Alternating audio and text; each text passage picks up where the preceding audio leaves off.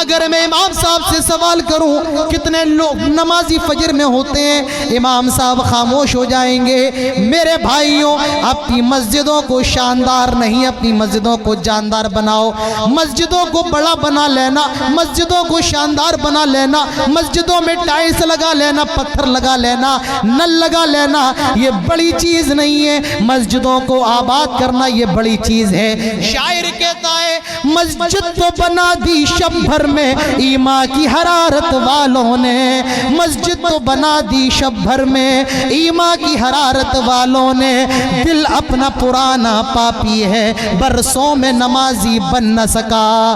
میرے بھائیوں، مسجد شاندار نہیں جاندار بناؤ۔ آج مسجدیں رو رہی ہیں، چیخ رہی ہیں، کہاں گئے نمازی، کہاں گئے مسجدوں کو آباد کرنے والے؟ جمعہ کا دن آتا ہے، ہماری مسجدیں بھر جاتی ہیں، نیچے بھی بھر جاتی ہیں، اوپر چھت بھی بھر جاتی ہے، اور بہت سے لوگ تو مسجد کے باہر ہی مصلی بچھا کر نماز پڑھتے ہیں۔ لیکن جب یہ جمعہ کا دن جاتا ہے، نہ جانے نمازی کہاں غائب ہو جاتے ہیں، زمین ان کو کھا جاتی ہے یا آسمان نکل جاتا ہے۔ میرے بھائیوں، یہ زمینی حقیقت ہے جو میں آپ کو بتا رہا ہوں۔ آج مسلمان اس لیے مارا جا رہا ہے، آج وہ اپنی مسجدوں سے دور ہے، عمل سے دور ہے۔ اور میں آپ کے سامنے قرآن کی سورت کو بھی پیش کر دیتا ہوں۔ یہ قرآن کی سب سے چھوٹی سورتوں میں سے ایک سورت ہے، اور اس سورت کا نام سورۃ العصر ہے۔ اس کے بارے میں امام شافعی نے فرمایا تھا اگر پورا قرآن نہ نازل ہوتا اور صرف یہی ایک سورت یعنی سورۃ العصر ہی نازل ہو گئی ہوتی، یہ بھی انسانوں کی ہدایت کے لیے کافی تھی۔ کیا کہا جا رہا ہے؟ ہم سب کو یاد ہوگی، 5 سال کے بچے کو بھی یاد ہوگی، والعصر ان الانسان لفی خسر الا الذین آمنوا وعملوا الصالحات وتواصوا بالحق وتواصوا بالصبر۔ اللہ تعالی اس سورت کے اندر کیا فرما رہا ہے؟ غور کرو کلیہ چک کے لوگوں، والعصر قسم زمانے کی، قسم وقت کی، قسم عصر کی، ان الانسان لفی خسر، جتنے بھی لوگ ہیں سارے کے سارے خسارے کے اندر، بربادی کے اندر، لاس کے اندر، گھاٹے کے اندر، نقصان کے اندر، امیر بھی گھاٹے کے اندر، غریب بھی گھاٹے کے اندر، کالا بھی گھاٹے کے اندر، گورا بھی گھاٹے کے اندر، 2 وقت کی روٹی کھانے والا، کھیت میں کام کر کے اپنے پیٹ کو پالنے والا بھی خسارے کے اندر، کلیہ چکے مارکیٹ میں شو روم رکھنے والا بھی خسارے کے اندر، بنگال کا رہنے والا بھی خسارے کے اندر، یو پی کا رہنے والا بھی خسارے کے اندر۔ ان الانسان لفی خسر، جتنے بھی انسان ہیں سارے کے سارے خسارے کے اندر، بربادی کے اندر، گھاٹے کے اندر، ہلاکت کے اندر ہیں۔ اب سوال یہ ہے جب سارے لوگ خسارے کے اندر تو کامیاب کون ہے؟ جب سارے لوگ نقصان کے اندر، لاس کے اندر، تو فائدے کے اندر کون ہے؟ اب بتایا جا رہا ہے 4 چیزیں جن لوگوں کے اندر ہیں وہ فائدے میں ہیں۔ پہلی چیز الا الذین آمنوا، جو ایمان لے کر کے آ جائیں، اللہ پر ایمان لے کر کے آ جائیں، رسولوں پر ایمان لے کر کے آ جائیں، اس کے فرشتوں پر ایمان لے کر کے آ جائیں، تقدیر کے اچھے برے پر ایمان لے کر کے آئیں، کتابوں پر، قیامت کے دن پر ایمان لے کر کے آئیں۔ الا الذین آمنوا، ایمان لے کر کے آ جائیں۔ میرے بھائیوں، بزرگوں، دوستوں، آج ہم مسلمان تو ہیں لیکن آج ہم مومن نہیں ہیں۔ اسلام کے تو ماننے والے ہیں لیکن ایمان ہمارے اندر نہیں ہے۔ آج ایمان سے ہم کوسوں دور ہیں۔ الا الذین آمنوا، ایمان لے کر کے آ جائیں۔ میں آپ سے ایک سوال کرنا چاہتا ہوں، یہ بتاؤ کہ مچھلی کہاں رہتی ہے؟ آپ کہیں گے مولانا صاحب مچھلی پانی کے اندر رہتی ہے، اور آپ تو بنگال کے لوگ ہیں، بنگالی تو بغیر مچھلی کے رہ نہیں پاتا ہے۔ آپ کو اچھے طریقے سے معلوم ہے مچھلی زمین پہ نہیں رہتی ہے، مچھلی ہوا میں نہیں اڑتی ہے، مچھلی آپ کی جیب میں نہیں رہتی ہے، مچھلی پانی کے اندر رہتی ہے۔ اور اگر مچھلی کو مارنا ہے تو اس کو مارنے کے لیے پانی سے باہر نکال دو، مچھلی آٹومیٹک تڑپ تڑپ کے بلک بلک کے مر جائے گی۔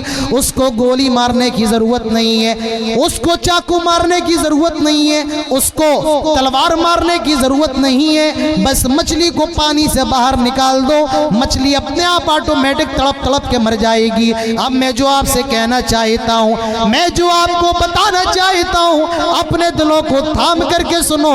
جس طریقے سے مچھلی جب تک پانی کے اندر رہتی ہے زندہ رہتی ہے، کیونکہ اللہ تعالیٰ نے پانی کو مچھلی کی زندگی بنایا، پانی کو اللہ نے مچھلی کی لائف بنا دیا، جیون بنا دیا۔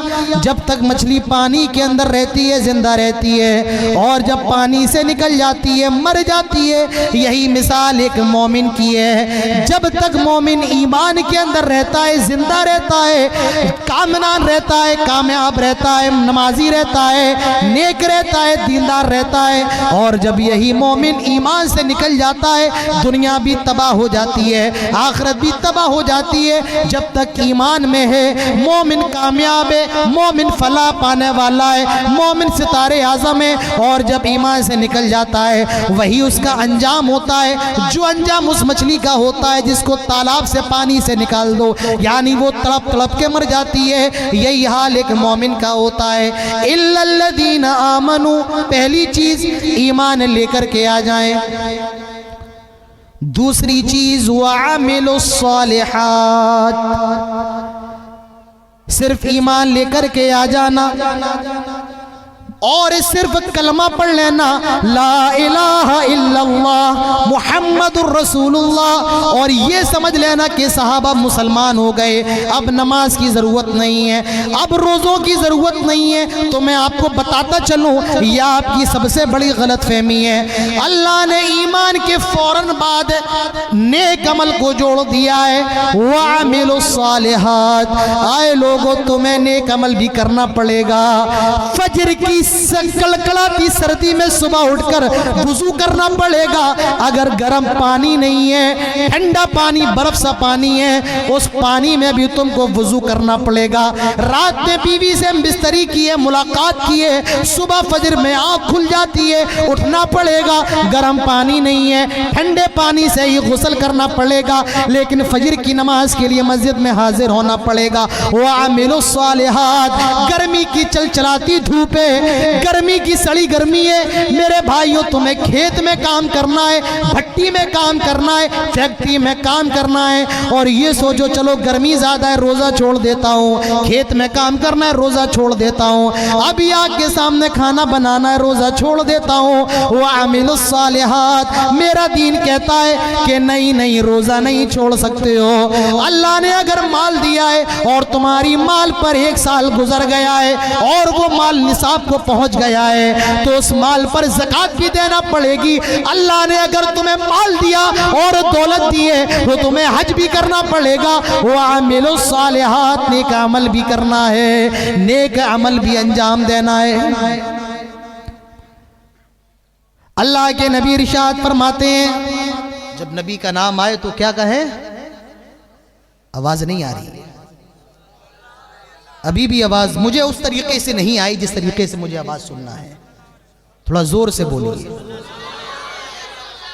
صلی اللہ علیہ وسلم۔ اللہ کے نبی ارشاد فرماتے ہیں، بنی الاسلام علی خمس، 5 چیزوں پر اسلام کی بنیاد ہے۔ اشہد ان لا الہ الا اللہ واشہد ان محمدًا عبدہ ورسولہ، یہ پہلی چیز ہے۔ دوسری چیز اقام الصلاۃ، نماز کو قائم کرنا۔ اللہ نے توحید کے فوراً بعد نماز کا ذکر کیا، معلوم یہ چلا کہ نماز بہت بڑی عبادت ہے میرے بھائیوں، اتنی بڑی عبادت ہے، اتنی بڑی عبادت ہے، اللہ کے نبی نے تو یہاں تک فرمایا میرا جی چاہتا ہے میں اپنی جگہ عشاء کی نماز میں کسی اور کو کھڑا کر دوں اور پورے مدینے کی گلیوں کا چکر لگاؤں اور دیکھوں کون اپنے گھروں کے کے اندر ہے، کون نماز نہیں پڑھ رہا ہے جو اپنے گھروں کے اندر مل جائے میرا جی چاہتا ہے میں اس کے گھر کو آگ لگا دوں۔ نماز تو اتنی اہم عبادت ہے، آج عشاء بھی ہماری گول ہے، رات کے 2 بجے تک 3 بجے تک موبائل چلا رہے ہیں، یوٹیوب چلا رہے ہیں، فیس بک چلا رہے ہیں۔ میرے بھائیوں مجھے یہ بتاؤ جب رات کے 2 اور 3 بجے تک موبائل چلاؤ گے تو فجر میں کیسے آنکھ کھلے گی؟ فجر کی نماز سونے میں چلی جاتی ہے، ظہر کی نماز اپنی دکان پہ، اگر دکان چھوڑ کے چلے گئے ہمارے کسٹمر ٹوٹ جائیں گے، ظہر دکان میں چلی گئی۔ عصر کا بھی یہی حال ہے، مغرب چائے کے ہوٹلوں پر چائے کی چسکیاں لیتے ہوئے کلیہ چکے بازار میں، اور عشاء اپنی فیملی کے ساتھ، نہ فجر پڑھنے کی توفیق ہے، نہ ظہر پڑھنے کی، نہ عصر، نہ مغرب، نہ عشاء۔ میرے بھائیوں ہمارا مذہب تو یہ کہتا ہے کہ حالت جنگ میں ہو اذا كنت فيهم فاقمت لهم الصلاة، آئے لوگوں اگر جنگ کی حالت میں ہو ایسے موقع پر بھی نماز معاف نہیں ہے، ہر حال میں آپ کو نماز پڑھنا ہے، اور نماز پڑھنا ہی نہیں ہے، اللہ کے نبی نے تو اولاد کو بھی نماز پڑھنے کا حکم دیا، فرمایا مروا اولادکم بالصلاة وهم ابناء 7 سنین، او لوگوں تم نماز پڑھتے ہو، نہیں یہ کافی نہیں ہے، مروا اولادکم بالصلاة، اپنے بچوں کو بھی نماز پڑھنے کا حکم دو، مروا اولادکم بالصلاة وهم ابناء 7 سنین، بچہ تمہارا 7 سال کا ہو گیا ہے، 7 سال کی عمر ہو گئی ہے، اپنے بچے کو بھی کہو بیٹا نماز پڑھو، اپنے بچے کو مسجد میں لے کر کے آؤ، اپنے ساتھ نماز پڑھاؤ، بچے کی عمر 7 سال کی ہو جائے نماز پڑھنے کا حکم دو۔ کتنے سال کی؟ 60 نہیں کہہ رہا ہوں کہ 60 سمجھ رکھا ہے کیا یہ، لیکن ہاں یہ 60 ہی ہم نے سمجھ رکھا ہے، جب منہ میں دانت نہیں پیٹ میں ہاتھ نہیں اب لوگ مسجد کی طرف جاتے ہیں، یہ 60 نہیں ہے، یہ 7 ہے۔ 7 سال کے بچے ہو جائیں نماز پڑھنے کا حکم دو، اور جب 10 سال کے ہو جائیں وَضْرِبُوهُمْ، ان کو مارو، اور مار کر کے مسجد میں لے کر کے آؤ۔ یہ نماز کوئی ایسی عبادت نہیں، پڑھ لیا تو اچھا، نہ پڑھا تو بھی اچھا، نہیں میرے بھائیوں، نماز کو چھوڑ دینا اتنا بڑا گناہ ہے، اتنا بڑا گناہ ہے۔ اللہ کے نبی ارشاد فرماتے ہیں من ترک الصلاۃ متعمدا فقد کفر، جس نے جان بوجھ کر نماز کو چھوڑ دیا، نماز کو ترک کر دیا، فقط کفر، کافر ہو گیا، اسلام سے خارج ہو گیا، اسلام سے نکل گیا۔ اور سعودی کے علماء کا تو یہاں تک کہنا ہے جو آدمی نماز نہیں پڑھتا ہو اس کے جنازے میں بھی شرکت نہیں کرنا چاہیے، جو نمازی نہ ہو اس کے گھر میں کھانا بھی نہیں کھانا چاہیے۔ اگر بیوی نمازی نہیں ہے شوہر کو چاہیے طلاق دے دے، اور شوہر نمازی نہیں ہے بیوی کو چاہیے خلا لے لے۔ نماز اتنی اہم عبادت ہے میرے بھائیوں، کسی بھی حال میں نماز نہ چھوڑو، ٹرین میں سفر کر رہے ہو، فلائٹ میں سفر کر رہے ہو، نماز اس کنڈیشن میں بھی نہیں چھوڑنا ہے۔ اگر پانی نہیں ہے تیمم کر لو، تیمم کر کے مسجد میں آنا پڑے گا، نماز پڑھنا پڑے گی، پانی نہ ہونے کی صورت میں بھی نماز معاف نہیں، تیمم کر کے آپ کو مسجد میں آنا ہے، نماز پڑھنا ہے۔ جہاں ہو مسجد نہیں ہے وہاں بھی نماز پڑھنا ہے، ٹرین میں ہو اپنی سیٹ پر نماز پڑھ لو، فلائٹ پر اپنی سیٹ پہ نماز پڑھ لو، لیکن نماز ہر حال میں پڑھنا ہے، نماز آپ کو پڑھنا ہی پڑھنا ہے۔ وَعَمِلُوا الصَّالِحَاتِ، نیک عمل کرنا ہے۔ وَتَوَاصَوْا بِالْحَقِّ، حق بات کی دعوت بھی دینا ہے، حق بات لوگوں تک پہنچانا ہے۔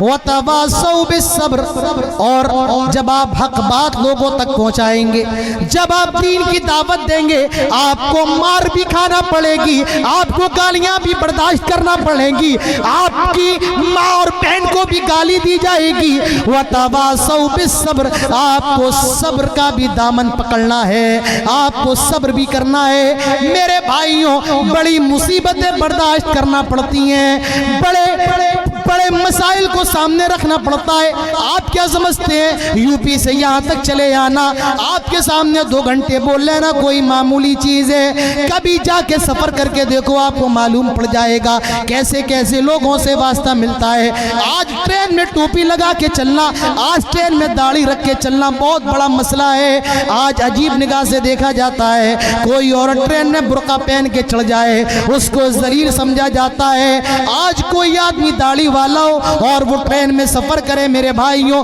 बड़ी हैरत की निगाह से देखा जाता है। और आपको वो मुंबई का मामला मालूम होगा, तकरीबन 4 महीने पहले का मामला मालूम होगा। एक आदमी जयपुर से मुंबई जा रहा है और एसी के 3rd क्लास में बैठा हुआ है, उसकी दाढ़ी है, मुसलमान है। एक पुलिस वाला उसको शूट कर देता है और ये कहता है भारत में अगर रहना है तो भारत माता की जय का नारा लगाना होगा, वंदे मातरम का नारा लगाना होगा। मेरे भाइयों आज ये हालात है, लेकिन मैं आपके मन से ये पैगाम देना चाहता हूँ, हमें अपने वतन से मोहब्बत बहुत ज्यादा है, हमें इस भारत से बहुत प्यार है। लेकिन अगर कोई ये कहे कि भारत माता की जय कहो, हम नहीं कहेंगे। कोई अगर ये कहे वंदे मातरम कहो, नहीं कहेंगे। मेरे भाइयों में मोहब्बत तो अपने वतन से बहुत ज्यादा है। शायर कहता है मैं तेरी मोहब्बत में गिरफ्तार हूँ, लेकिन मैं तुझे खुदा मानूं ये इम्कान नहीं है। आए हिंदुस्तान की सरजमी, हम तुझसे बेपनाह मोहब्बत करते हैं, प्रेम करते हैं, लेकिन हम तुझे सजदा नहीं करते हैं, क्योंकि हमारी पेशानी, हमारा माथा सिर्फ एक रब्बे जुल जलाल के सामने झुकता है। हम तुझसे मोहब्बत बहुत करते हैं और मैं ये पैगाम देना चाहता हूँ, हमारी मोहब्बत पर शक ना करो, हमारे देश प्रेम पर शक ना करो। अगर कभी मुल्क की हिफाजत के लिए हमारी जरूरत पड़ जाए, हम अपने सरों पर कफन बांध के चलने के लिए तैयार हैं। मेरे भाइयों सब्र भी करना पड़ेगा, वतवासौ बिस्सब्र, सब्र का भी दामन पकड़ना है। आए मुसलमानों, अपनी मस्जिदों को आबाद करो, जब भी मुसीबत आए अल्लाह की बारगाह में झुक जाओ। हमारे नबी का तो यही हाल था, जब भी मुसीबत आती थी अल्लाह के नबी सजदे में गिर जाया करते थे।